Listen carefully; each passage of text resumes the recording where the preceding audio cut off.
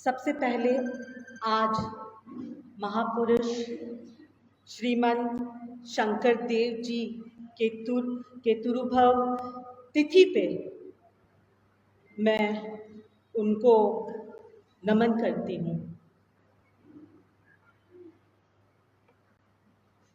आज मैं खास करके आप सभी प्रेस के जो भाई बहन यहाँ पे आए हैं, मैं आपको धन्यवाद करती हूँ। धन्यवाद इसलिए कर रही हूँ क्योंकि आज आप यहाँ पे सच्चाई की आवाज़ बनने जा रहे हो, सच्चाई को कवर करने आ रहे हो।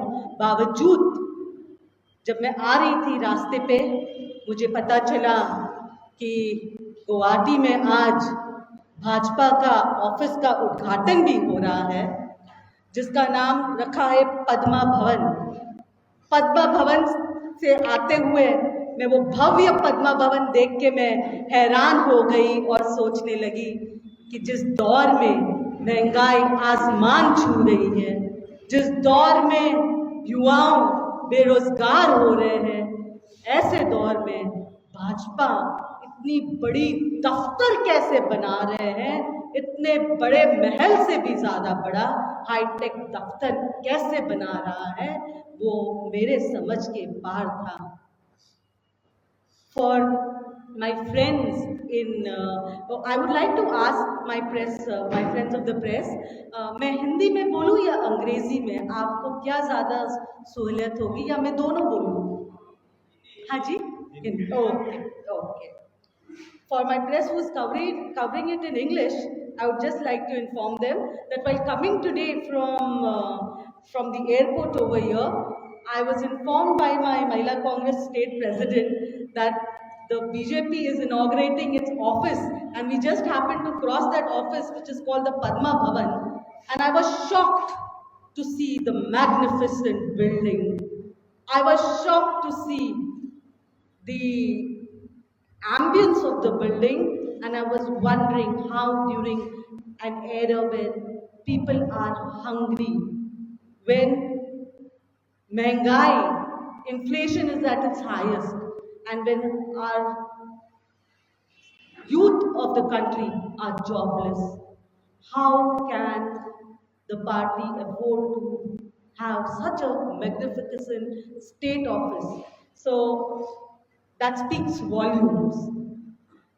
Now let me come back to what my main aim of today's press conference is.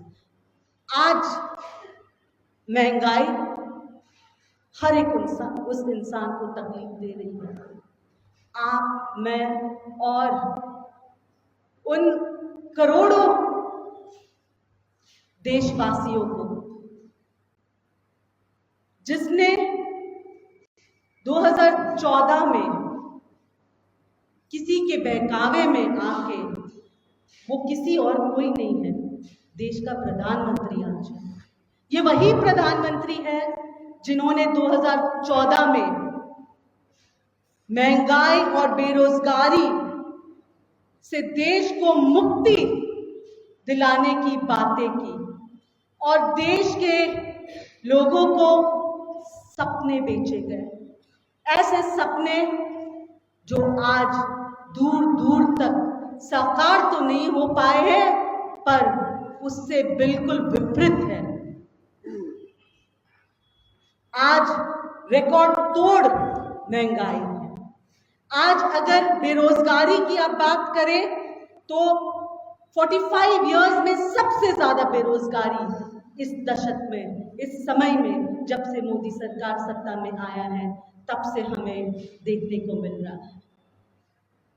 महंगाई का मुद्दा जो है वो सबसे ज्यादा महिलाओं को भी पिंच करती है, पर महंगाई एक ऐसा मुद्दा है जो देश के हर नागरिक को तकलीफ में डाल देती है। 2013 में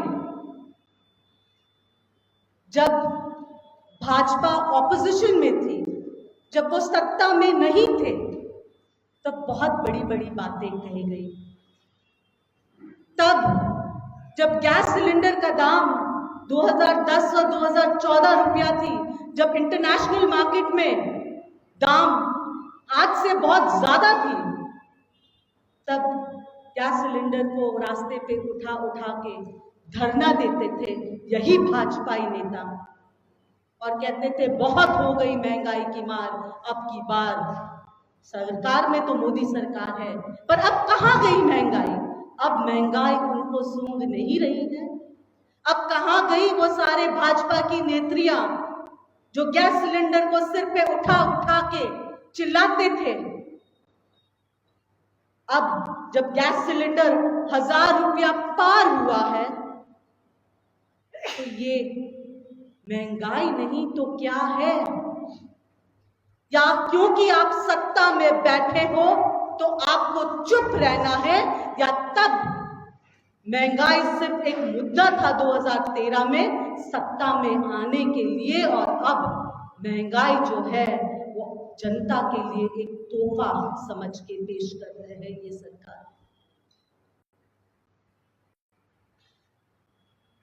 डीजल, पेट्रोल, दाल, चावल, जूते, चप्पल, यहां तक कि दवाई, हर वो चीज जो आम इंसान को जरूरी है, हर एक जो है वो महंगी हो चुकी है भाजपा के राज में।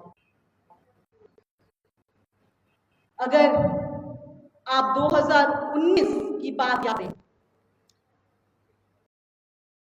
सेकंड टर्म जब यही प्रधानमंत्री जी कैंपेन कर रहे थे, तब उन्होंने कहा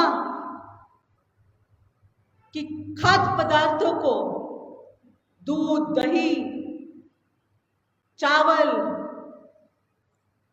उन सभी चीजों को, छाछ, उन सभी चीजों को जीएसटी से बाहर रखा जाना है। और सत्ता में दोबारा सत्ता पाने के बाद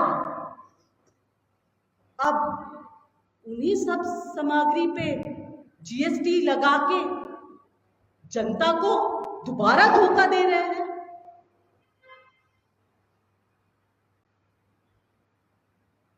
ये जो बातें हैं ये जनता तक बार बार पहले भी कांग्रेस पार्टी ने लोगों तक पहुंचाई है, और अभी भी कांग्रेस की नेतृत्व और कांग्रेस की हर सदस्य महंगाई और बेरोजगारी के खिलाफ अपनी आवाज उठाते रहे हैं और उठाते रहेंगे।